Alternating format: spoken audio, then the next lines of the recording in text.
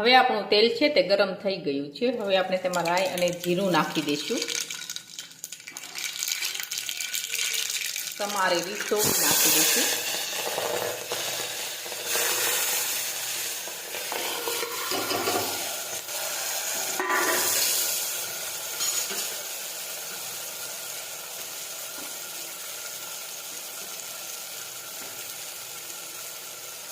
હવે આપણે સમારેલા ટમેટા નાખી દઈશું।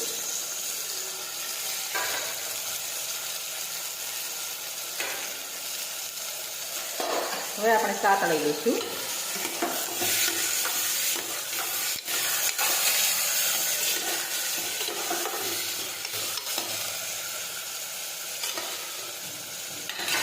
હવે આપણે બધા મસાલા છે તે નાખી દઈશું।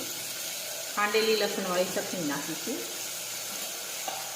હળદર નાખીશું।